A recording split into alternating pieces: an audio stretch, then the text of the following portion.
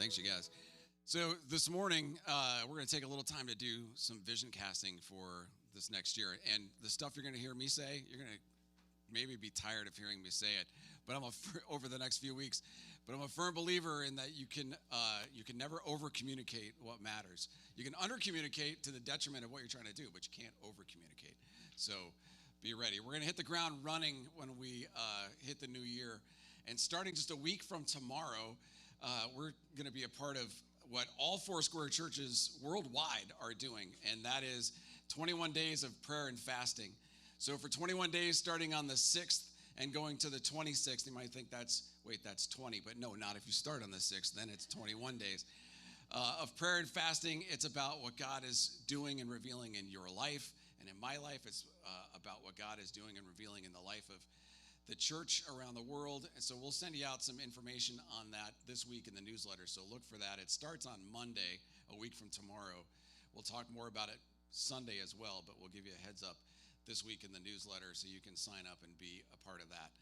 The other thing that we're going to start doing at the end of the month is develop community and small groups. And the way that we're going to do that is through a tool called Rooted. And some of you have heard of Rooted. Some of you have done Rooted in the past. So I'm going to tell you a little story about Rooted, but I want to start and bookend it with a couple videos. So Gary, if we could do that short video, that'd be great.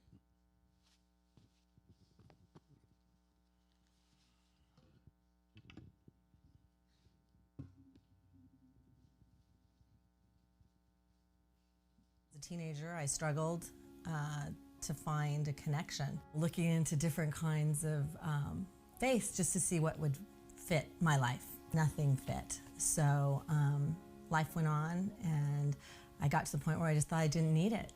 I was a good person, thought that was going to be good enough. I figured in the end, if it came down to it, I'm a pretty good talker, work my way in. After a 15-year marriage, I found myself in a divorce. I had an 8-year-old son that I needed to raise, and literally just felt like I was so alone. In my struggle, I found myself at Mariners one Sunday not too long ago, and I just felt so peaceful. And I remember sitting there thinking, okay, I just need to sit here like all day. But it was over, and I had to leave. So I left, and I came home, and I thought, they talked about this Rooted. They kept mentioning it, and I thought, I don't know what this is, but I obviously need something, so I'm gonna go. Every day between signing up and showing up, it was a struggle. Everyone was splitting off into their groups, and I'm a little judgmental, and I had everybody pegged. There was no way this group was gonna work for me, I can tell you that much. I just thought I was the only one in the group that was not a believer. I thought it was gonna be, they were gonna tell me how to believe in God, how to pray, how to be. And what it turned out was we were all kind of teaching each other how to have a relationship with God in our own way and for our own spiritual journey. And that's kind of what kept me going. And at the Rooted celebration, although I was hesitant to stand up and scream out, I believe, I did. And when I did that in front of everyone, I think it changed. It would never have happened if not for Rooted, if not for these people who I could not have imagined even having coffee with, much less sharing a life with. And now I can't imagine my life without any one of them. It's changed my life. Okay, so what's Rooted? Rooted is, well, the simple answer is it's 10 weeks on developing community in deep relationship and developing 7 rhythms of discipleship. Well, that's the boring answer. What it really is a game changer. It's a life changer. Here's how it started. The huge church, she referenced it, that was Debbie. She referenced Mariners Church. Mariners is a huge church in Southern California that has a lot of campuses, and then it planted a lot of churches. The former lead pastor of that church, his name is Kenton Beshore. And Kenton was at a retirement party for another mega church pastor in Southern California. And he was hearing all the accolades that this guy was getting. And people were saying, man, you built such a beautiful building, and your grounds are so gorgeous. It was all stuff about, the brick and mortar, was nothing about life change. And Kenton Beshore is going, that could be said about me. And if you've ever been to Mariners, they have a phenomenal campus. It's beautiful. They've got a fountain out there and the whole deal. But he's like, they could say that about me, that I built a great building and a lot of people came to the building, but maybe no life change. So I want my legacy to be life change. So he went back to his team and he said, we've got to do life change in this church. And what they were doing is they were offering a smorgasbord of ministries, which is what churches do. And the larger they get, the more items are on the smorgasbord, right? That people pick and choose from. So there were a lot of choices, but people weren't going deeper in their relationship with Jesus. Their lives weren't being changed. They weren't being moved. So they heard of this church in Kenya that they were partnered with that was exploding. And not only was it exploding, but people's lives were being changed, and there was deep community happening, and people were living life together, like Acts 2, the Acts 2 church, sharing all things and giving to those in need. And they went to this church in Kenya and said, how are you doing this? And they said, well, we're developing 7 rhythms of discipleship. We're living life in community with each other, and it's changing people's lives. It's changing our community. And so Mariners said, well, we're going to do this. And so they took it back to Southern California, and they Americanized it and messed it up. So they just plugged it into the many choices, and they realized they couldn't do that. And so they made a decision, and they said, the number one thing we're going to do in this church is rooted. We're going to create community. We're going to give people the opportunity to know each other, to live out the one another's. There's like 40 plus one another's in the New Testament. We're going to give people the opportunity to experience those and have deep, meaningful relationships with each other and with Jesus. And when they made that commitment, it was a game changer for that church. Now like 100,000 people have gone through Rooted, and it's happening in various places. So when I was at Crossroads in Bellevue, my job was to, among many other things, to move people from here to there. And Crossroads is a teaching church, which meant that they relied on teaching the Bible on Sunday morning, and they thought if we teach the Bible well, then people will move from where they are to a deeper place with Jesus. But that's not necessarily true. If you teach the Bible, what's most likely going to happen is people are going to get a lot more information. And they may or may not do anything with that information. And we were seeing that a lot of people were just taking in that information. They would sit in the same spot on Sunday, and they would come back the next week and sit in the same spot and get grouchy if somebody was sitting in their spot. So I got a team together, and we started to explore, like, what can we do to move people from where they are into a deeper relationship with Jesus that they want to share with other people, and into deeper community in this church. And so we brainstormed, and Rooted kept coming up. And finally, I took a trip with one other guy on our team to Colorado for a one-day seminar on Rooted, and we decided, well, it's probably going to be hard to do this, but really good. And then I picked 4 strategic people to go with me to Mariners to do a weekend training about Rooted. And it wasn't easy. It was like, I want to tell you that we went, had a great time, and everybody was sold on the idea. We weren't. There was conflict. Crossroads has a saying of there's a Crossroads way to do things, and Rooted didn't necessarily fit in the Crossroads way. And so there were people on the team saying, well, this might be really good, but it doesn't really fit the Crossroads way. So who's going to do this, Todd? Are you going to put your neck out and do this? And I said, well, yeah, I think I'm willing to do that. And then we never got to a place where we agreed that we would do it. And then all of them left early. So the deal was we were going to be there Thursday, Friday, Saturday, and Friday night there's the big Rooted celebration that was happening at Mariners Church. You saw that, where she stood up and said, I believe. There were like 500 people there, all celebrating what God did in their lives the previous 10 weeks. And we were invited to go and see that, but everybody that came with me was headed back to Seattle because they had to do something on Saturday morning. So I remember driving from the hotel to the church going, this isn't going to work. Like, I really thought we were supposed to do this, and I think it could be awesome, but they're all going to go back and say it's too hard, it's too challenging, it wasn't that great. So as I'm driving back to the church, the team calls me and they said, hey, Todd, our flight got delayed, and so it's not leaving until midnight. We're all coming back to the church. And I thought, oh, okay.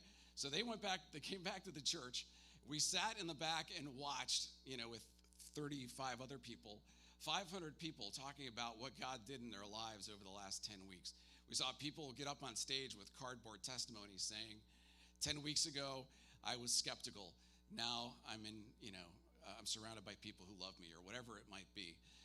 We saw 100 150 people get baptized. We saw people stand up and say, like, I believe, like that lady did. It was powerful. Every single person that went with me was like, we're doing this, man. We are absolutely doing this. And we went back and we started it at Crossroads. And the scary thing for people was that, hey, man, at Crossroads, great ideas die on the vine.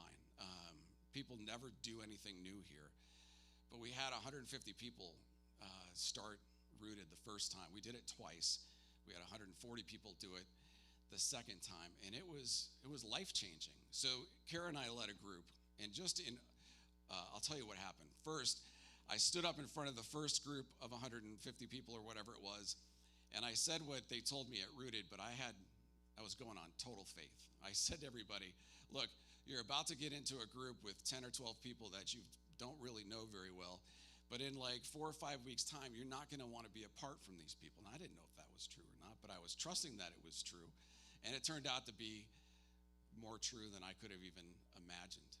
In our particular group, there was one couple, the Kennedys. They'd been married for like 12 years. They had been going to the church for 10 years, and they would sit on the front row every week. And they were, Bethany was her name. Her sister was on staff, and her sister was like, hey, try Rooted. And they're like, no, we're leaving the church, man. We've been here 10 years. Nobody cares about us. Nobody even knows our name. We sit in the same spot every week. And the people who sit in the same spot next to us every week for the last 10 years keep asking us if we're new. They don't realize that we've been sitting next to them for the last 10 years. We're out of here, man. And she said, try Rooted. And so they came to Rooted, and they found community, and they found that they were cared for. They found that they were loved. And so did everybody else in our group. And it was such a game changer in their life that they wanted to adopt for years, but they just couldn't make it happen. But as a result of the support they found in Rooted, they were able to adopt. They moved to Arizona, which I didn't love, but their lives were radically transformed not because of Rooted, but because of this experience they had in community with other people who were committed to it. So what is Rooted? It's 10 weeks. It's a big ask. And it's 10 weeks, not like 10 weeks show up for 5. It's 10 weeks show up for 8, really.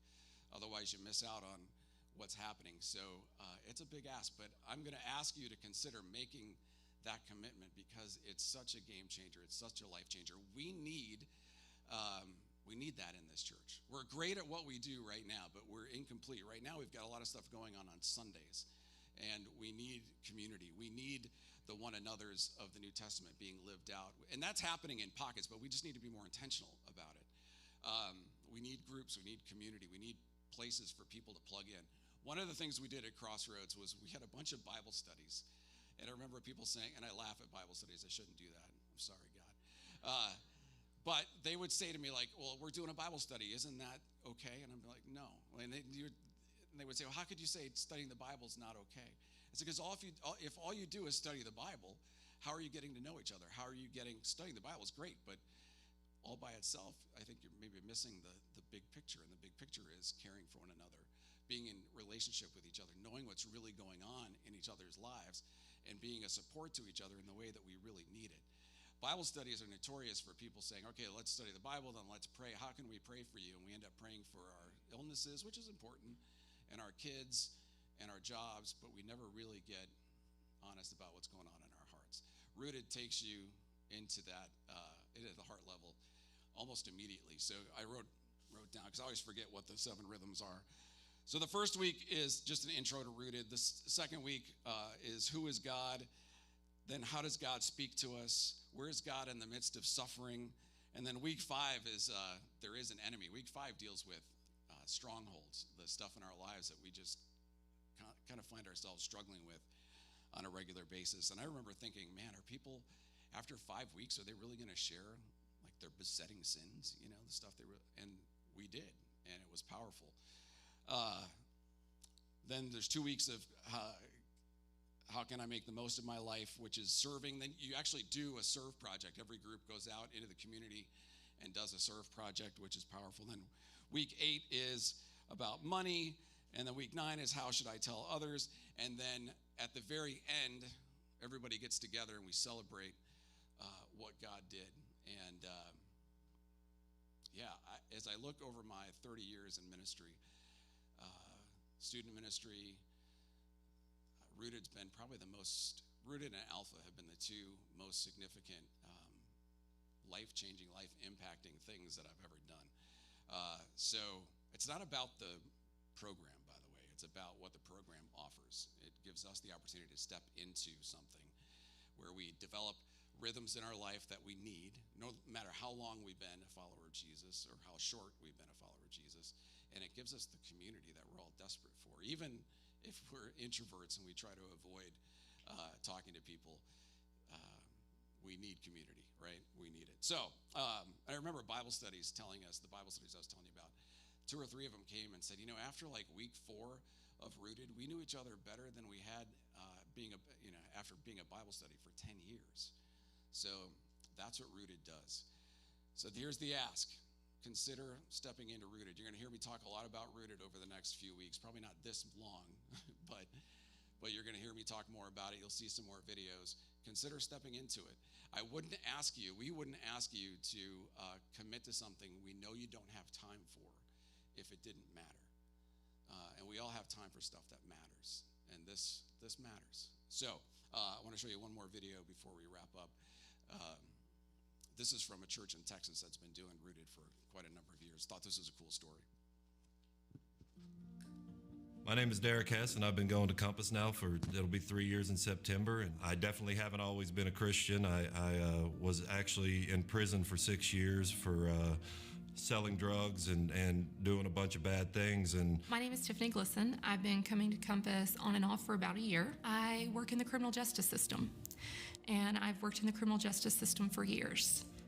I got out in September of 2013, and I was just ready to find a church that would really accept me and that I could get that connection with God that I had in there. And my sister has attended Compass for a while, and this was the first place on my list. And I came here and I talked to the pastor, Drew, and they just welcomed me with open arms. And through the experience, I really felt like I needed to get more involved, like I really needed to get more of a connection with the community and the people in the church, and we started hearing about Rooted, and it was something that we really wanted to do. I didn't really know exactly what was going to transpire at Rooted, but I just knew that it was my next step to really get involved in the church. Even though I had everything that I wanted, I had my family, I had my career, I felt like something was missing. We felt like Compass was the place that we really needed to be, and we started to become more involved in the church and come every Sunday.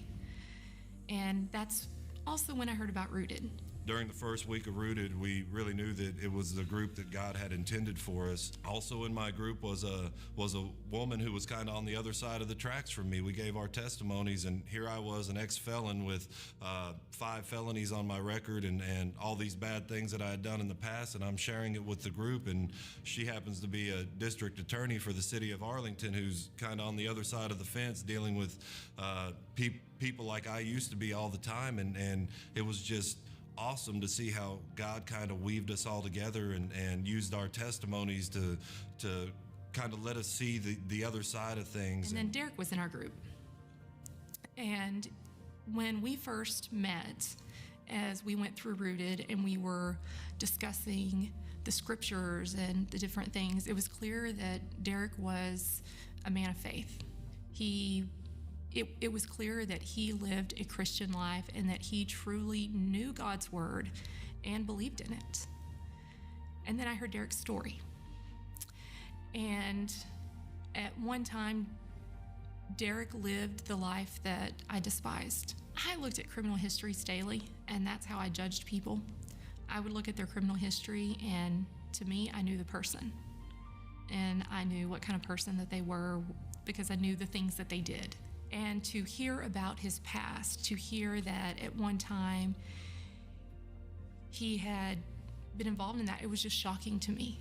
But it also helped me see my short-sightedness and see where I was being judgmental of others. And it really helped me understand that we are all sinners. And he had a different walk, but ultimately he had found Christ. at the last week of the Rooted celebration, it was a shock to me that I didn't even realize that she was going to get baptized. And whenever they had the baptisms at the end, she walked up to baptize and do the visual representation of being buried with Christ and kept rising up in new life. And so at the Rooted celebration, I decided to be rebaptized. And I say rebaptized, but I think it was really my first true baptism.